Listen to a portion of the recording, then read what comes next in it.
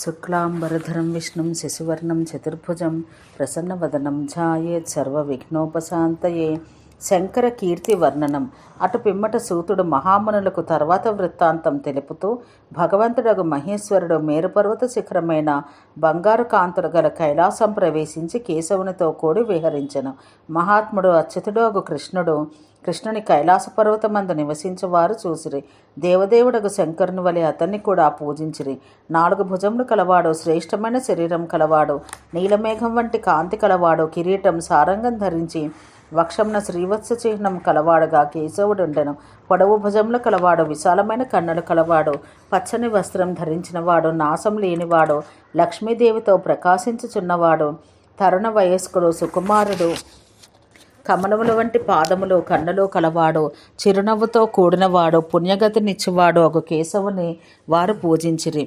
దేవకీదేవికి సంతోషం పెంచు శ్రీకృష్ణుడు ఒకానొకప్పుడు తేజస్సుతో ప్రకాశించేవాడై విలాసం కొరకు అక్కడ పర్వతగుహ ప్రాంతంలో సంచరించెను. గంధర్వులలో అప్సరసులలో ముఖ్యులైన వారు, నాగకన్యలు, సిద్ధులు, యక్షులు, గంధర్వులు, సమస్త దేవతలు కూడా విశ్వాత్మకుడైన ఆ కృష్ణుని చూసి మిక్కిలి ఆశ్చర్యం పొంది సంతోషంతో వికసించిన కన్నులు కలవారై ఆ మహాత్ముడైన కృష్ణుని యొక్క శిరస్సు పైన పూలవానలు కురిపించిరి. శ్రేష్ఠులైన గంధర్వ కన్యలు, ఉత్తములైన అప్సరసులు కూడా శుభ్రములైన ఆభరణాలు ధరించిన వారే కొనియాడదగిన కృష్ణుని చూసి కామము పొందిరి. పాటలయందు నైపుణ్యం గల కొందరు అందమైన దేవకీ కుమారుడగు కృష్ణుని చూసి కోరికతో మోహం పొందిన వారై వివిధములైన పాటలు పాడిరి. అధికమైన విలాసములు గల కొందరు స్త్రీలు ఆయన ఎదురుగా నాట్యం చేసిరి. మరికొందరు ఆ కృష్ణుని చూసి చిరునవ్వుతో కూడా అతన్ని చుంబించి అధరామృతం పానం చేసిరి.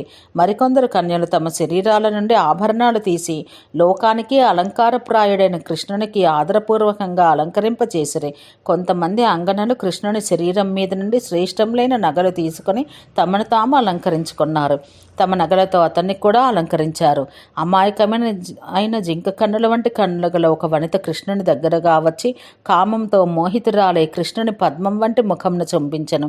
మరి ఒక తరుణి కృష్ణుని మాయ చేత మోహం పొంది తన చేతితో గ్రహించి తన భవనంలోనికి తీసుకుని వెళ్ళెను.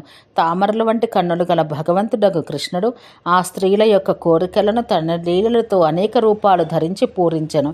ఈ విధంగా చాలా కాలం వరకు దేవదేవుడైన శివుని పట్టణంలో శ్రీమంతుడు నారాయణుడు అగు కృష్ణుడు తన మాయతో ప్రపంచాన్ని మోహింపచేయుచో విహరించెను.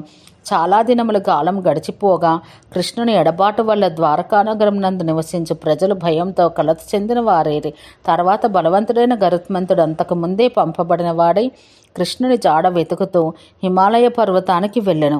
అక్కడ శ్రీకృష్ణుడు కనిపించక అక్కడ ఉన్న ఉపమన్యమునికి నమస్కరించి తిరిగి ద్వారకాపురం మరలి వచ్చెను. ఈ లోపల మిక్కిలి భయంకరులైన పెద్ద రాక్షసులు నిర్మలమైన ద్వారకా పట్టణాన్ని భయపెడుతూ వేల కొలదిగా అక్కడికి వచ్చారు. అప్పుడు బలవంతుడు కృష్ణునితో సమానమైన పరాక్రమం కలవాడు అగు గరుడు గొప్ప యుద్ధం చేసి ఆ రాక్షసులను చంపి ద్వారకను కాపాడెను.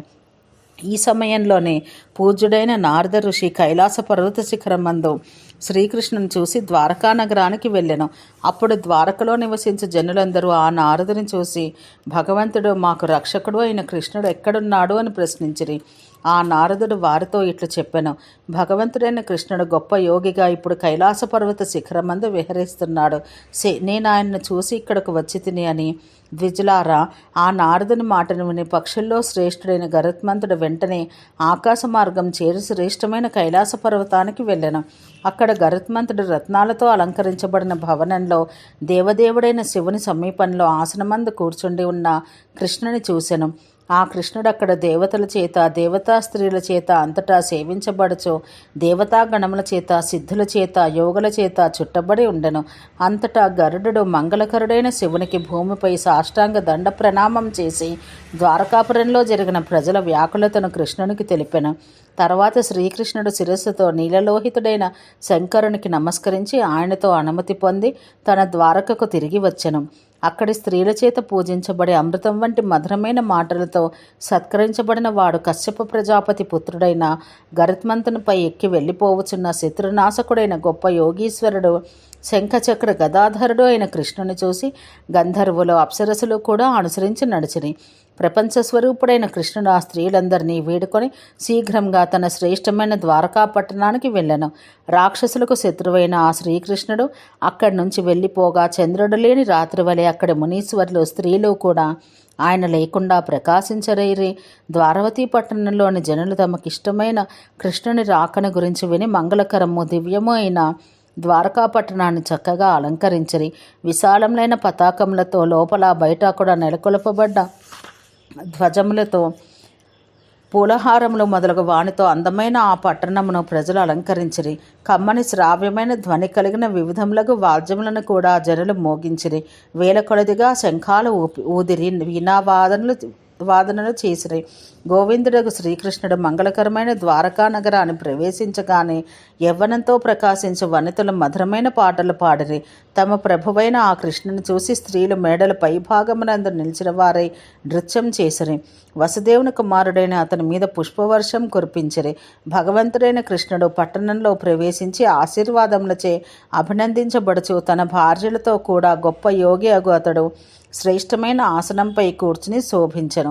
మిక్కిలి అందమైన మంటపంలో శంఖుడు మొదలగు తన కుమారులతో పరివేష్టించబడి ముఖ్యులైన వేలకొలది స్త్రీలతో కూడి ఉండెను. అక్కడ మనోహరమైన ఆసనం మీద జాంబవతితో కలిసి కూర్చుని కృష్ణుడు పార్వతీదేవితో కూడి ఉన్న మహాదేవుడకు శివుని వలె ప్రకాశించెను. లోకములకు ఆదిపురుషుడు నాశరహితుడు అగు ఆ కృష్ణుని చూచుటకు దేవతలు, గంధర్వులు, ప్రాచీనులైన మార్కండేయాది మునులు అక్కడికి వచ్చిరి. ఓం శాంతి శాంతి శాంతి.